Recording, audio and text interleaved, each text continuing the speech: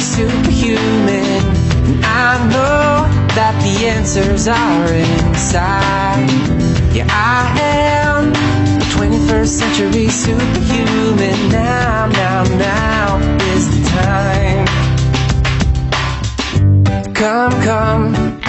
Come on everyone, let's celebrate. We are the children of the sun.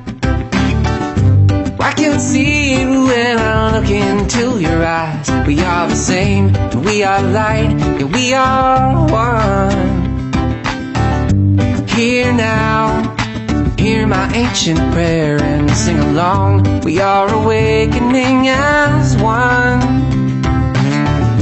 We can make a difference, yeah, we can be the change it takes to make the world a lot more fun. Well, if you're feeling kinda down and you need some inspiration to remember who you are,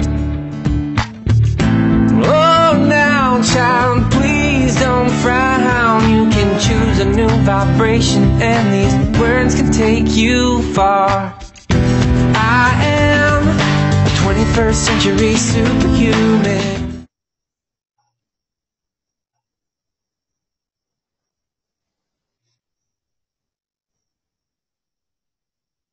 Hey there. Welcome to 21st Century Superhuman Quantum Lifestyle on the CCN Conscious Consumer Network. I'm Cary, Ellis, and I'm author of 21st Century Superhuman. This is Teddi Mulder. My friend of 35 years and plus, and contributor to the book 21st Century Superhuman. So this is a book that came out in the last couple of years, published. The whole book is 500 pages, and we actually divided it up into 4 volumes. So we have this wonderful 4-volume set. Cammy and Ken are usually my hosts and co-hosts, and tonight Teddi and I are going to be doing the show without Cammy and Ken, and share with you a little bit about our history, how this book got written, kind of what's happened over many years that gave us this inspiration to live as 21st century superhumans and to share a path as kind of professional allies, so to speak. We've bounced things off of each other for many years and been able to grow in a way maybe that's a little bit paranormal beyond how the average person does. So, Teddi, welcome. Thank you. Glad to be here. Yeah. So your background is?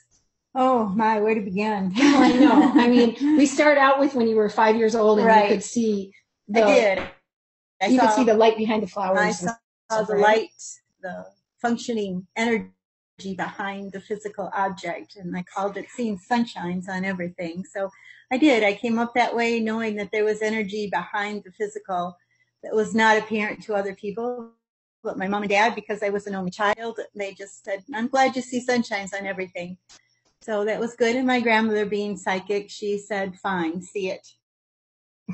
That's awesome. You had a family that could look at you and say, please, you know, tell us what you see. Tell us what you see. And I think we have a lot of children coming in today. Now, you're mother of 4, grandmother of what, 11. 11. That's a lot. And I don't have those in my life, but I enjoy other people's. In fact, I enjoy your grandkids. Yes. And when we were writing the book, when I was writing the book out at, you know, camped with you guys in the summer a couple of years ago, your little granddaughter would come out and jump on the bed or the chair or whatever next to me, and she'd say, Aunt Cary, what's going on? How's the book? And then the neighbors would say to her, so what book are your grandma and Aunt Cary working on? And she'd say, well, 21st Century Superhuman, of course. She did. Right? And what was she, 8? Yes, she was 8 at the time. So we have these kids coming in that are really awake and aware, and we both see that in our lives. Also, me being out teaching, I see the younger generation, 20s and 30s, these people are really awake and turned on. A lot of what I call star being abilities. And Ken's been really wonderful at bringing some of that forth with Evolved Ministry and the teaching that we've done together on that. So kind of fast forward, I mean, you had an amazing life where you had a loss at age 18 or so. And that was really an awakening. Yeah, we had been in meditation classes many years together, and so when he decided to take his exit early in life, I was contacting him and bringing things forth from him very early in life. So I learned that there was no such thing as dropping the body and going anywhere. Right. People just stay with us and talk to us. Right. So you at that early age began this kind of journey of recognizing that death really isn't real. No. And that we continue living as a being. And it took you into this journey of studying with Nellie Kane, right? Yes, all the way out to the Menninger Foundation for teaching biofeedback and doing meditation classes. And that was many years of traveling and teaching. And so you applied your kind of ability to see energy around the body you got trained in physical therapy, right? I did. So that was another whole thing. That was another whole adventure of the doctors coming there, and they say, with light coming off your hands, it was just so wonderful that people could actually see the energy coming off my hands. So the doctors who worked with you could see this. Amazing. That is awesome. And I didn't do it on purpose. I wasn't like, see the light coming off my hands. I was just working with the people, and they would come in and just see light streams off of my hands. And oh, this is interesting. So the doctors came to you and they said, did. You need to do something else with your life, right? Well, they did. They said holistic health, and in the early 80s, there wasn't anything really to go learn from, except for a few people out in California, like University of the Trees. They were teaching curling photography and taking pictures of auras and on leaves. Nice. So I could go out there and participate with And that. was that a big eye-opener for you? It was, because there were so many people ahead of me. I was just a youngster among people that were already in their 60s and 70s and had done it for 30 and 40 years. So taking pictures of people's auras was like, well, this is just what we do. Right. So it was commonplace to be among the elders at that time. So that's an amazing journey that kind of got you started in realizing the other realms and how I always to integrate. felt like the youngest, no matter where I went then. And now I'm on the other side of the journey, and we're meeting all these young people that say, tell us more. So now I'm on the other side of this page. Right. And so then we met around a time when I was running a Wheatgrass Institute and a Living Foods Institute.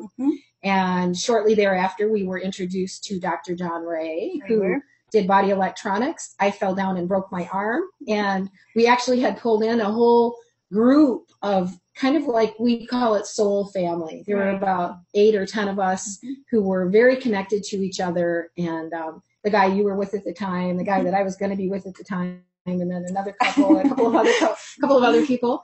And when I fell down and broke my arm, and doctors wanted to do surgery and put 2 pins in it.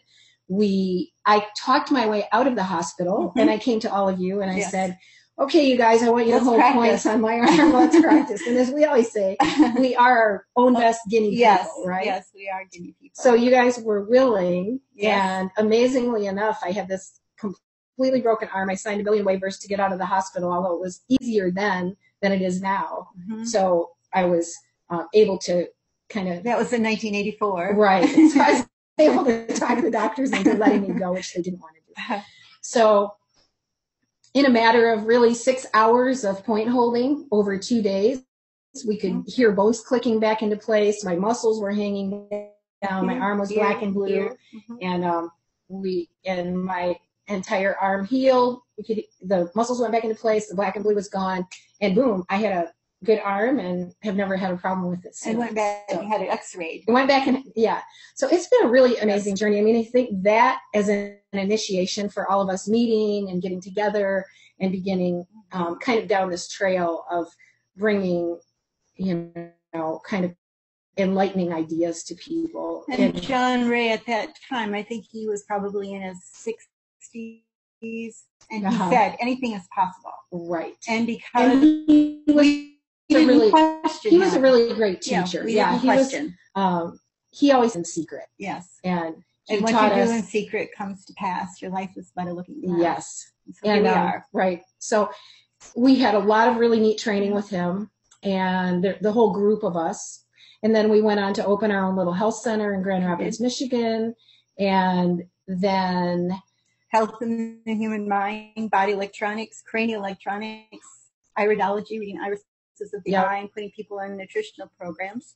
And then I went on taking people to swim with dolphins, wild dolphins, doing ropes courses and zip lines and fire walking. So, and I went on to Sun Bear. And you went on to work with Sun Bear out in the mountains of, was that Washington? Washington. And Spokane, Washington. And Sun Bear was a Native American actor, but who became a shaman, who was really known around the U.S. What was his book that was so famous? Well, there were several. Self-reliance was the biggest one. Teaching people how to come to the mountain and be self-sufficient. Right. So he took people on 2-week journeys through sweat lodges and walking on fire and going into the wilderness and crying for their vision, because he said a person without a vision on this. So people would come from New York, they'd come from LA, they'd come to camp, and you would be out there with Sun Bear, you and Lou, and you guys would, and your daughter Micah, who was then 8. Yes. And was she about 8? She was. Yeah. And Sun Bear even gave her a pony. Right?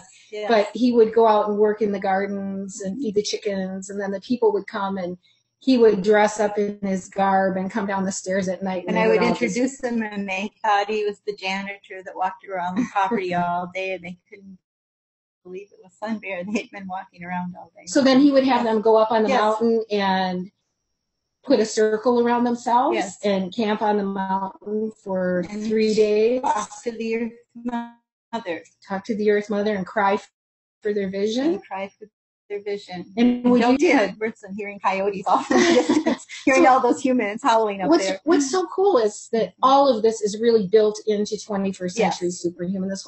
We talk about this whole background and experience because this is kind of what made us into who we became. Right. And us and the kind of groups of people who were around us. Yes.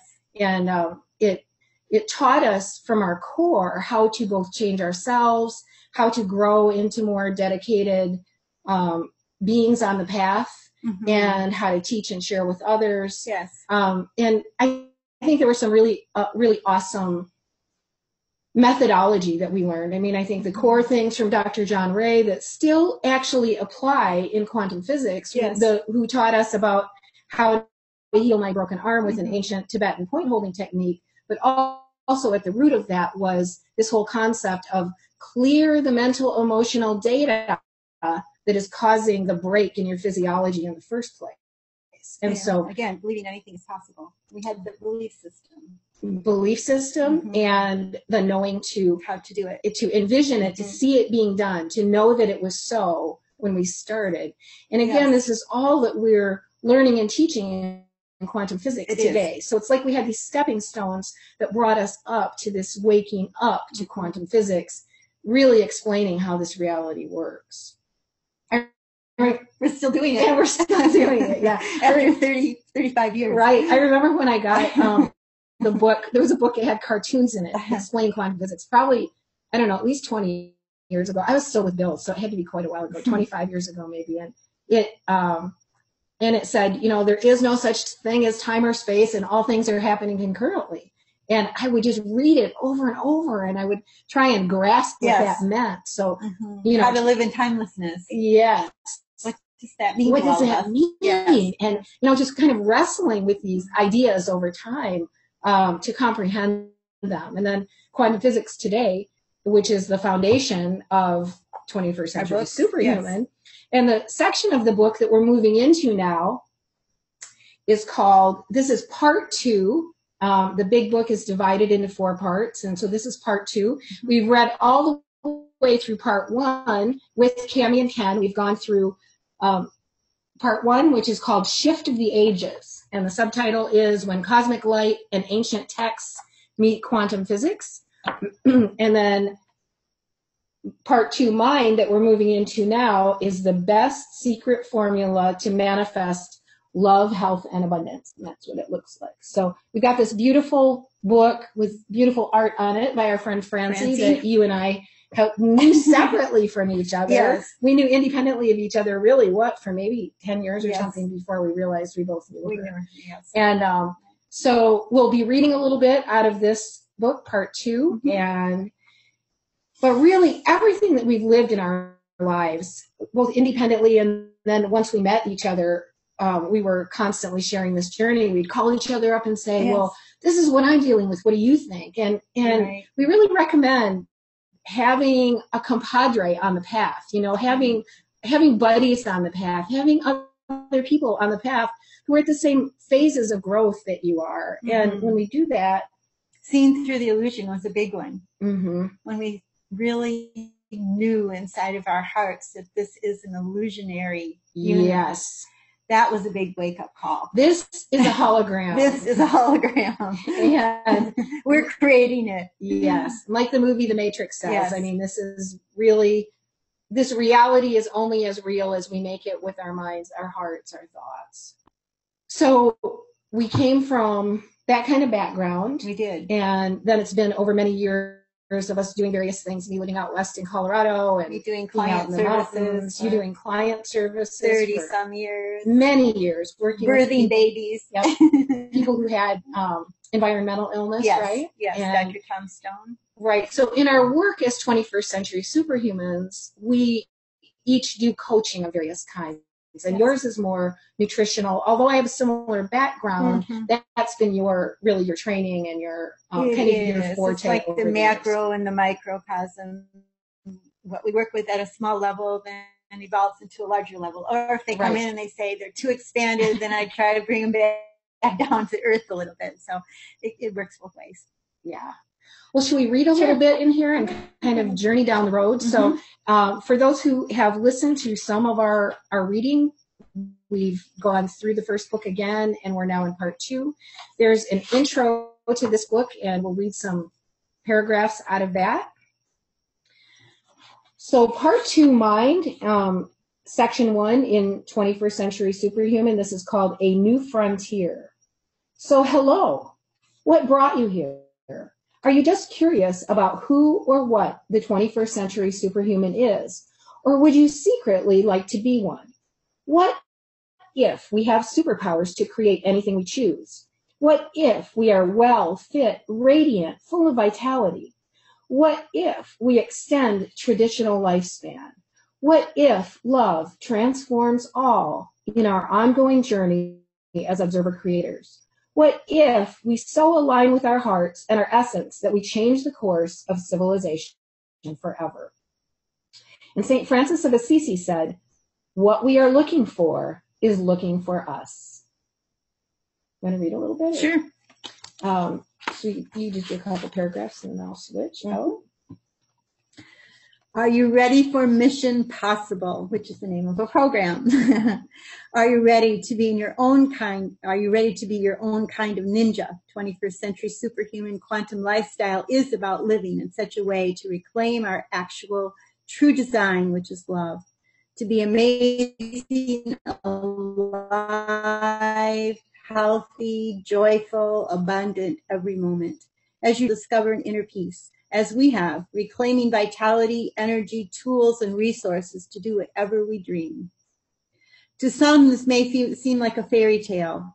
If you are still walking on good old planet Earth and you've entered into the realm of quantum reality, you're discovering we are now embracing capabilities far beyond that we have imagined. Boy, that is true. Being a 21st century superhuman is the adventure of a lifetime, and we are here to tell you that it is. Yes. Actualizing unlimited potential with secrets of quantum lifestyle. Outstanding thought leaders point us to this, offering insight to be a better future for the 21st century superhumans. And do we want to read the Irving Laszlo? Or do we want to skip that part? We'll skip that part. Yeah. There's a lot of research in here, which we love research. Right. We're both researchers. We're going to just skip over reading it right now. The book is available on Amazon. It's available on Kindle. So we highly recommend that you get your own copies, either online or hard copy.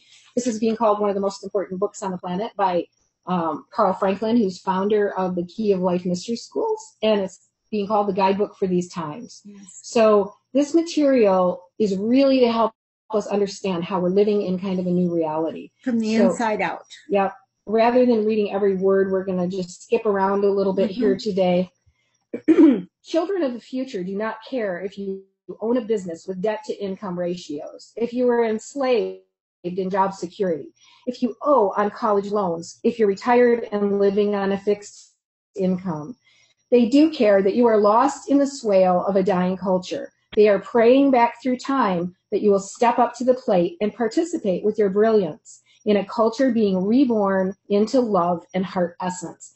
You know, we did a really neat meditation. That's something I went to recently. I can't even remember who it was that put it on, but it was so good. And what they had us do was think back through time to our ancestors and what our ancestors would be wishing for us today. And can we think of a certain ancestor or a certain elder, a grandparent we knew, a great-grandparent that we heard stories about, and then think of the children in the future, in our future generations. For me, because I don't have my own kids, it would be my nieces and nephews' kids, you know. So we've got these beautiful beings that came before us and are coming after us, and they're asking us to do what we do right now in such a way that we are making those from the past proud of us and those from the future grateful.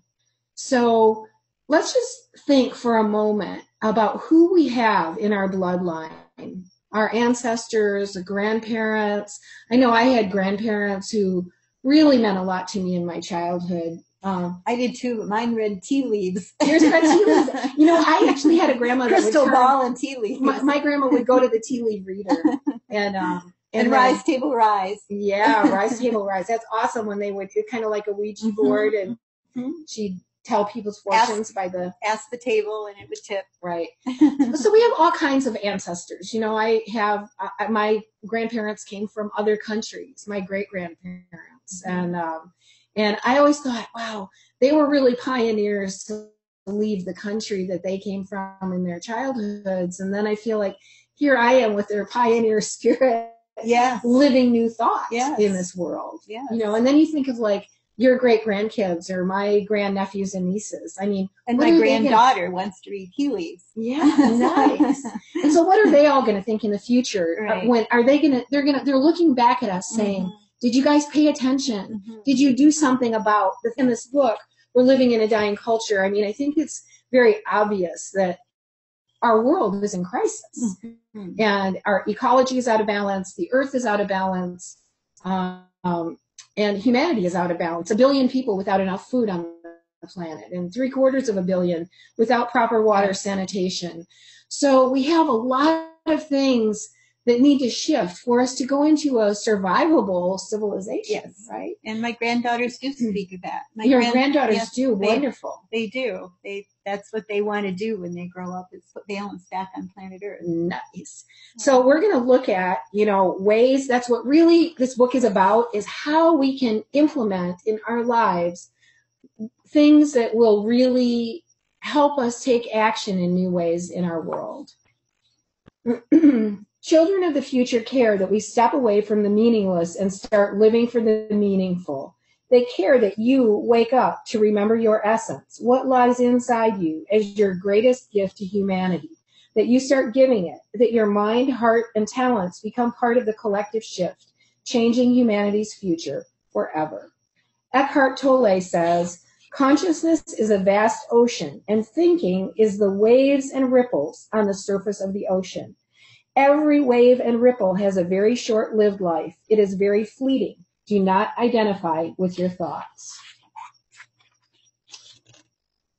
So you could probably go ahead. Well, I was just thinking of Ryan, my son, going through 4 years of college. Right. And having talks with me on the weekends when he would come home and he'd say, why is it, Mom, I've spent 4 years of college and I want to do 2 more, and I've not heard one professor say anything about consciousness or raising our consciousness. It's all about what we learn, what rote chapter we can learn today and pass on. It wasn't anything about how you feel.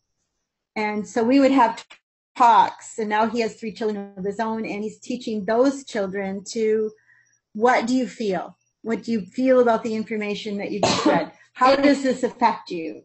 And he really did come home and say to you, why aren't my teachers teaching me what you taught? Right. There are no metaphysics in college. Right. He couldn't find anybody to speak in a metaphysical challenge to him. And he's a pretty traditional guy these days, right? He's got children, and he was a meditator and did yoga when he was 4. So, right. He did come up in a little alternative lifestyle. And all of that, I think, has kind of melded him into who he is, and he's really an awesome dad, really cool guy. And he does like financial stuff, right? Yes, he does. And So he has a pretty traditional job. Adopted a daughter from Guatemala. Right. And she's brought in all sorts of wonderful psychic things to their home and their lifestyle. So yes, it's a nice blend. But I just wanted to mention that too, because I'm in the position where I'm in the middle. I'm in the sandwich generation here, where my parents and my grandparents all passed down, and then I'm here, and now I've got a generation below me. There was a time 3 years ago we had 5 generations on the planet for our lifestyle. So I was looking above me to 2 generations, and I was looking down at 2 generations coming up and finding what do I want to pass on to them really? What made a difference to me? And what do I really want to pass down to them? And of course, this book is going to help them a lot. Yes. It's what I wanted to say. Neat. I know. And I always say, we don't do anything alone. I'm so grateful for the friendship that we have and over many years, and just the mind melding that we do that has helped shape a lot of these ideas. Even though I did most of the writing, there's been this, it's intuitive knowingness. Right. Imbued in the book. So bringing forth all we are, we let go of meaningless, scattered thoughts and learn to resonate from our deepest state of being at one with all there is. Are you ready to let go of things that don't matter anymore and commit to those that do? To make changes to attain different results by accessing essence, heart, and soul. War, starvation, our own and global suffering push us to wake up beyond unconscious action. Existing outer chaos where we have perpetuated a separate sense of self built on blame, fear, and hostility stories, we enter inner sanctum space to peace beyond suffering. We allow what is in the now, as Eckhart Tolle says. We recognize we are creator beings, letting go identification with stories. New clear thoughts and words are born as our conscious attention on the field. Breathing and smiling, we resonate reality into being from a new place of formless, timeless essence flowing through the heart as love. And Ralph Waldo Emerson said, "Go instead where there is no path and leave a trail." Which we're doing. We're leaving a trail. 21st Century Superhuman is a trail. It is. It's a journey. It's unfolding every day. So what did you think when I got a hold of you and I said, I'm being told to write this book? Because we had been talking about it for years. We had been talking about it for years. And we had chapters actually written for years that were unfolding, but when it was time, it was time. And we really didn't start out being 21st Century Superhuman. A long time ago, we were going to write the first original Body Owner's Manual. And then it's funny because India has these health shows that are called the Body Owner's Manual. Yeah. It's like, oh, and I've actually seen it in a guide that we thought we would bring with us this lifetime, and we didn't. Yes. So that kind of, over many years, but then for me, it was almost like a light switch went on, and the timing was perfect, and we watch for that. Yes. We watch, we listen, we wait, and when the timing is perfect, we move. Yeah. We put things into action, so it's perfect. Yep. So I'm really grateful that you and your housemate had a place in Michigan and said, come on and camp out, and we'll support you. There's a community here. Come be with us. Community gardens and enough to eat and enough people around us. So living your dreams, success, passion, relationship, and community are what the third part of the book is about. And we believe that community is one of the emerging ways that we will move forward into the new Earth civilization. We'll do it by sharing homes with each other. Which we already do. And actually, we have a couple of homes, different places, and we're all able to go back and forth between those. We share various things that help keep the households going. And we encourage other people to do the same. When we share meals and share doing the dishes and share keeping everything going. It's all inspired. It is. One day I'll get up and I'll feel like doing something, and the next day I'll be writing. Or Cary's in the kitchen doing something, and the next day she's writing. So it's all an inspired flow that we're living in. And we love that. And we really, the next chapter that we're going into, so the first real chapter in this section, we just read the introduction.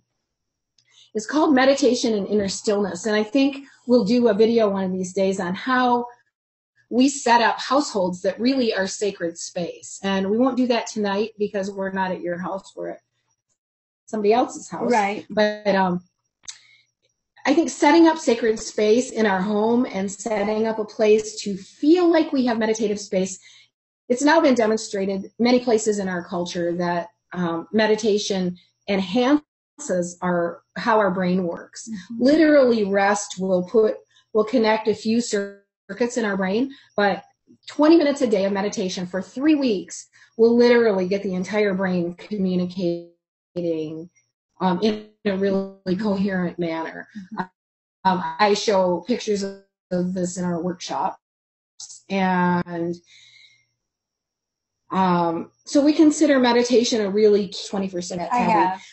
And the Manager Clinic was one of your early, you were with the Manager Clinic and doing biofeedback with, and there were many. Jack, who was your husband at the time, who wrote a book called God's Game. God's Game. God's Game of Life. And so many years ago, you were being deeply exposed to these principles. His background was A Course in Miracles, yes, right? A Course in Miracles. But then he had also died and come back. Yes.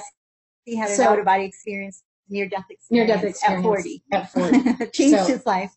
Exited and came back in. He was driving his car, right? Mm-hmm. And pulled over to the side of the road and left and went out into the light. And they said, no, you have to go back. That's right. He said, I don't want to. That's right. He said, I'm not ready for what I feel like I have to go to do all those changes. Right. From the personality to the soul. And that they thought he was ready. So he came back. So and changed everything. So what happened to your life when he came back? Did you guys have Micah then, or no? That was before Micah was born. It was just a process of assimilating who Jack was going to be now, because he let go of everything that was the outer, and he started reading books. Elizabeth Kubler-Ross was one of his earliest teachers. And then we heard from Helen Leslie. And Elizabeth Kubler-Ross has been one of the key people. She's actually in our book also, and in the third part, and she helped us become more familiar with the dying process and the fact that death wasn't the end. Right. And she wrote a number of books, but I think when she started out, death was still something. They'd take people and put them somewhere so that they could die. And she started teaching us that it was important to support people through the dying process, and that it wasn't a scary thing. Right. And I think her work hospices are a result of Elizabeth Kubler-Ross's work. So, huge amount. So Jack was going in, she interviewed him, right? Because she was interviewing people who had near-death experiences. Yes. She didn't want him to feel alone. And we have one friend who calls them near-life experiences. Yes, because that was really a wake-up call. Closer to life. Yes. It was a wake-up call. So, out of the personality into the soul self. Right. So yes, there were a lot of changes in lifestyle, a lot of changes in everything, because everything was so pure.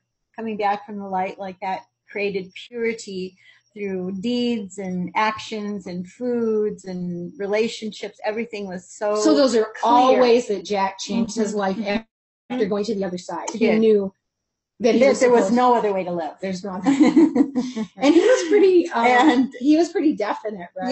Yes. He was very definite on coming back and saying, this is how it is. You might think you have free will, people, but you really don't.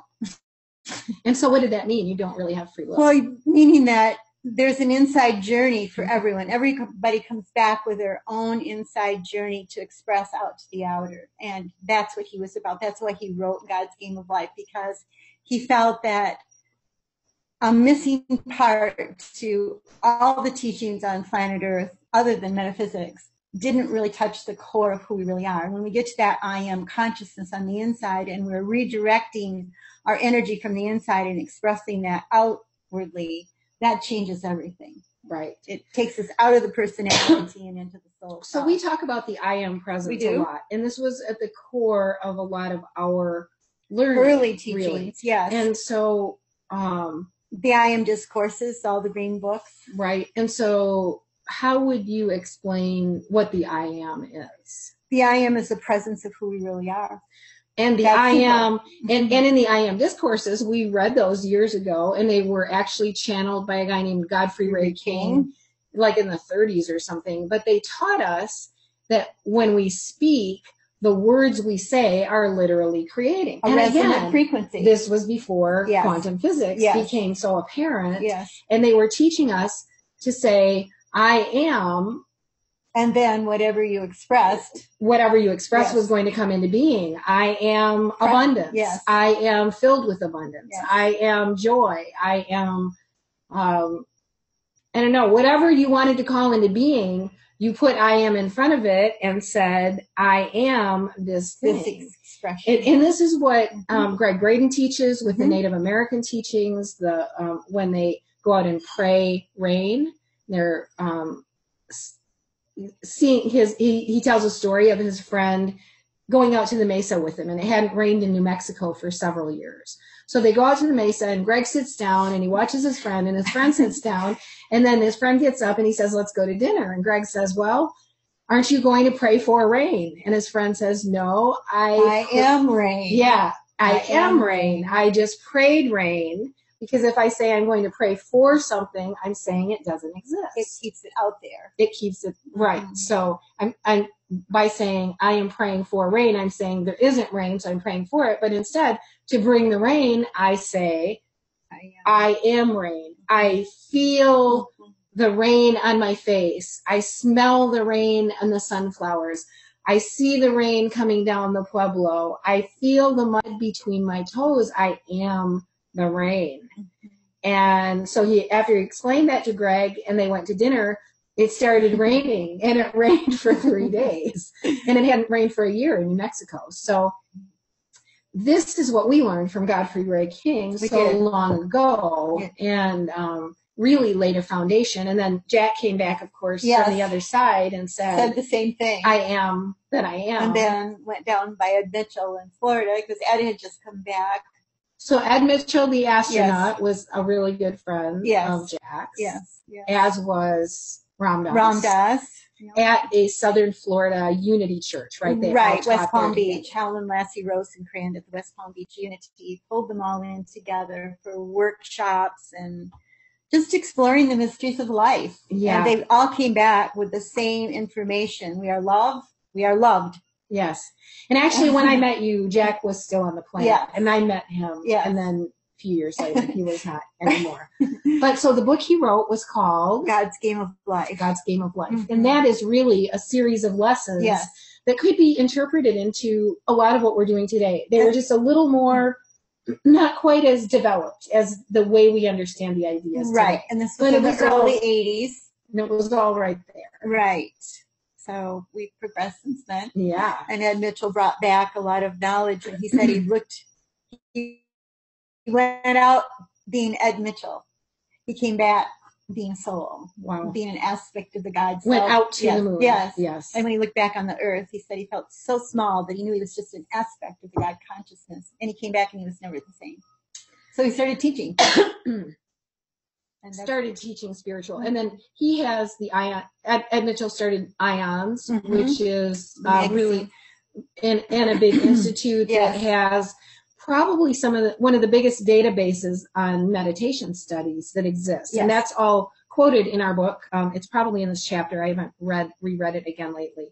But so what I started out talking about with the meditation is that we love turning the places we live into sacred spaces.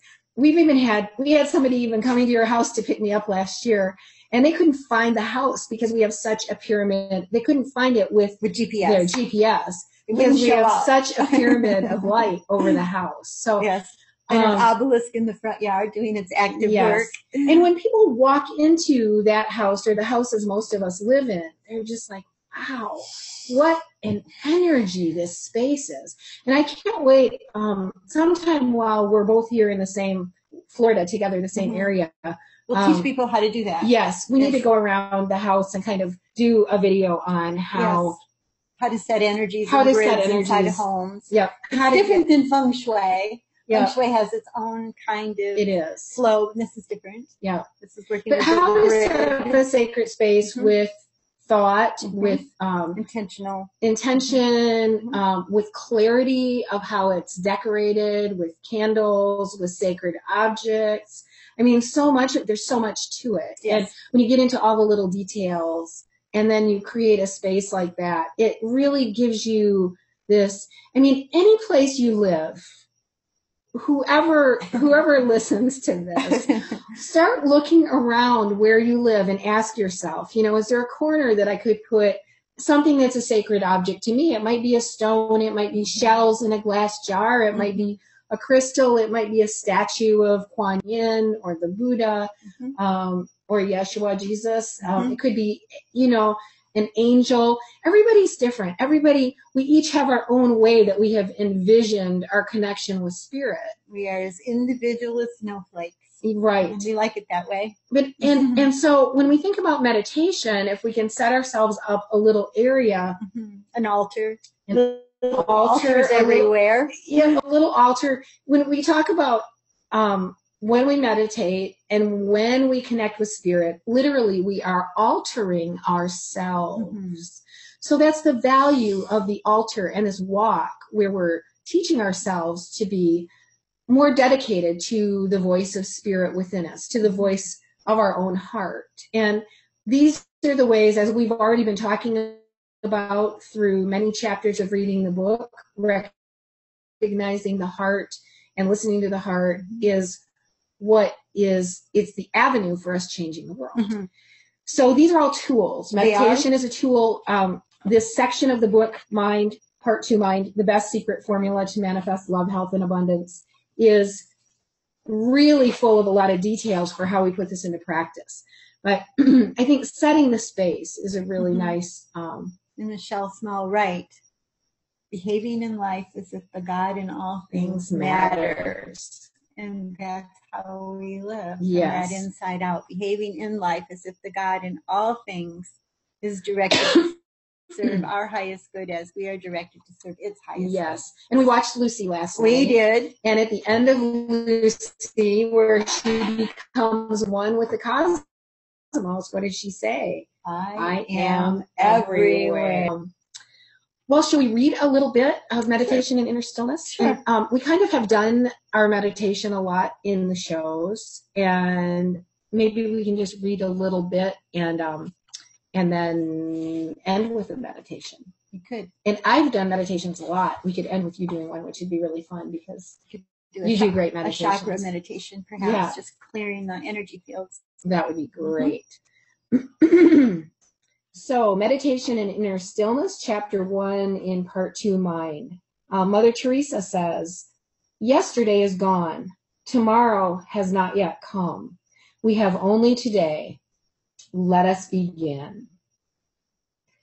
Wise spiritual teachers throughout the ages have taught us to be in the world yet not of it, because much of the modern world has been established around the illusion of materialism without love at its foundation. Many ancient teachings offered a path to free us from the Maya of illusion. Inner stillness and meditation are keys carried forward from ancient tradition around the world, a rich path to accessing greater self, higher intelligence, pure creativity, and merging with our oneness with Source. Maharishi Mahesh Yogi said, "In the field of knowledge is all possibility." Until recently, most scientists made the mistake of believing space was empty, though the complete opposite has now been shown to be true. It is said quantum atom theory on YouTube, teeming with pairs of virtual particles constantly coming in and out of existence. The particles have positive and negative charges called matter and antimatter. This creative energy field of dark matter makes up 94% of what surrounds us, with dark energy making up another 5%, leaving only 1% for what we perceive as matter. And Nassim Haramein tells us that what scientists told us is space, and they told us it's empty, is actually the field of possibilities. Yes. It's the field of creation. And as we send our thought out into the field, it is like pebbles in a pond. So when we have this kind of rattly, chatter going on in our mind, where our thoughts are hammering us with, oh, how am I going to get this done? And how is this going to happen? And, oh, I've got to, get the kids to school on time tomorrow. or I've got to get this much money in my bank account, or how am I going to pay my bills? When we've got this endless chatter going on, it's literally putting a rattled vibration out into the field. And it can only bring us back a rattled vibration. When we take time to meditate and breathe and smile, and we shift our neurobiology, we bring ourselves to inner peace and stillness, and we allow our mind to go into this calm state where we drop down, as we do our regular 21st century superhuman meditation, we drop down through beta, which is the busy mind or the coffee mind that's going, and we drop into alpha, which is a little quieter. And alpha, where alpha and theta meet, is where we get into 7.8 hertz, which is the frequency of the earth, and 150 megahertz, which is the frequency of our DNA, which is very cool. And then as we drop below that, we go down into theta. And in theta is where Greg Braden found the Tibetan monks got to compassion without judgment. So it's dropping down into these deeper brainwave frequencies where we get into the stillness of the mind, and we allow ourselves to become still, where we can begin having really coherent thought begin to be developed. We start tapping into our greater possibility, our ability to be psychic, to be creative, to have synchronicities happen in our lives. So as we get... That was Elmer Green. Green? That had the biofeedback center out at Meningers. He Nice. would say, he would bring yogis in, and then regular people off the street. And so he would test all of them for what their brainwave frequencies were, and what would he come up with? They would say, why do you want to meditate? Why have you come to our clinic? Why do you want to learn how to meditate? That's what they'd say to the yogis. And they say, I have nothing else to do but to meditate, because if I don't meditate, I'm going to put out a resonant frequency to the field that I won't enjoy, that will come back to me. So why do I meditate? To have a clearer life, to have a clearer mind, to have a clear field in my energy field. And so we would sit and listen to these people that had meditated for 30 and 40 and sometimes 50 years. Some of these yogis were in their 80s. Wow. And why do they meditate? Because they like what comes back to them. It's a feedback system. The whole field is a feedback everything system. Is a feedback system, and we are operating in a hologram, and everything is a feedback loop. It is. So whatever we see happening in our world is literally a product of the thought energy we're putting out. And so why not be as clear as possible in this lifetime? Absolutely. So do you think this is really even on the other side of the world? So if there's something going on the other side of the world, is that coming from within me? It all is. Really? How can that be possible? Because we are the field. Because we are the field. There you go. I love it. So why don't we jump in, and you can go ahead and do a guided meditation, and we can have people close their eyes, and now don't close your eyes if you're driving. Driving and listening. Pull over if you want to go deep. Right. Sure, we can do that. So prepare a space for yourself with your legs uncrossed and your arms gently on your lap. Eyes closed, relaxed, and breathing deeply. We are now entering the field of possibilities. And why we do this is because we enjoy the feedback that comes from this clarity. Take a deep breath. And another deep breath.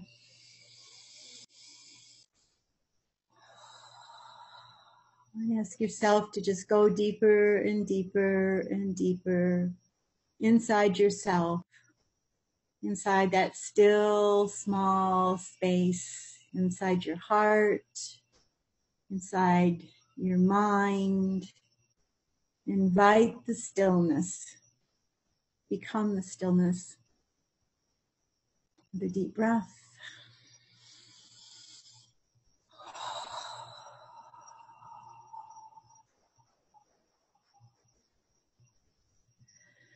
Now we're going to invite the I am consciousness that overlights all of us to come and be at the top of our heads. Envision a light moving down through your body.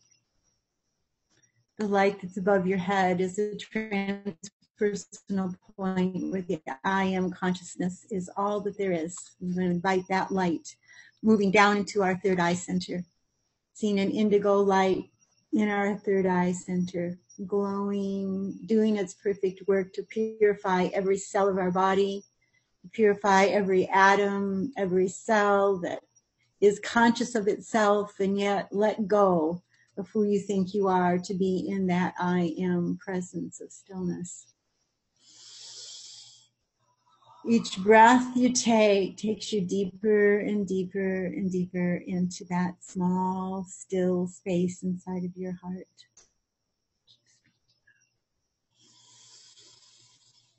Draw the energy down into your throat chakra center, where we say the power of the spoken word, where every thought that you think and every word that you speak has energy, the energy that can move mountains. So we pay attention to the power of the spoken word in that throat chakra center, which vibrates at electric blue color. Gems that are electric blue were placed around people's throats in the old ancient cultures, so they had the power of the spoken word moving out from them, and that they could actually, the Hopi Indians, watch their corn grow because they spoke the word corn grow.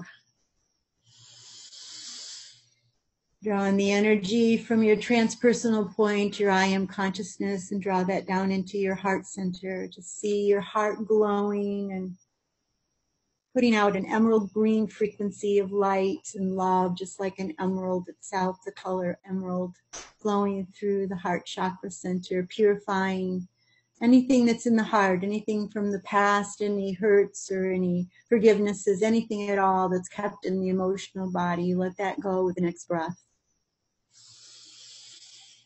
And go deeper, deeper and deeper and deeper. And drop your energy down into your solar plexus center. There we see a golden light, just like our sun. And we see that golden light expanding until we're sitting in this golden light, the center of our being that's expanding until we are all that there is, just pure golden light. And in the next breath, take yourself deeper and deeper and deeper down into the solar plexus center, and the second chakra center opens for us, which is an orange color. Orange, the color of the monks. They wear the ochre color of orange, which is a frequency of meditation. Draw your energy down into that center, and we know the lessons there are how we express to the world. How does the world see us? What is our expression out to the world sits in that center, the second chakra center. Another deep breath takes us down into the base chakra center, the sacrum center, and there sits a ruby color, a round chakra center full of life and vitality and home, family, security, emotional, sexual relationship, where our creative forces mingle with everything that's in that first chakra center. And project our light there, and with the next breath, go deeper. And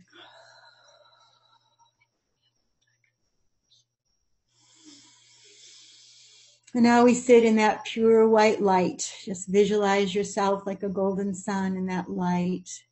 And anything you project from that consciousness, know that it will manifest in the clearest part of your I am presence where you sit. And say thank you. Thank you for yourself for participating in the consciousness of the Christ consciousness, the consciousness of the Buddhic consciousness, the consciousness of all the saints and sages and archangels and all the energies that know about how to create in this earth plane. We thank them for being with us this evening, and I'll turn things over to Cary. Thank you so much, Teddi. That was beautiful. Your meditations are always so great. And we thank you for being here with us and for following along with the 21st Century Superhuman Journey. There's much more to come. Join us next Sunday night at the same time, and you can catch the previous chapters as we've read them. Our website is 21stcenturysuperhuman.com. It's just in the middle of being rebuilt. And so within the next few weeks, you should be able to find everything there. We want to thank Mel and Biggie for the fantastic CCN Conscious Consumer Network that is bringing broadcasting this wonderful love energy and bringing so much light to our minds and hearts. And we invite you to join us as we move into the new Earth civilization together, a civilization based in love. Many blessings. Namaste. Namaste.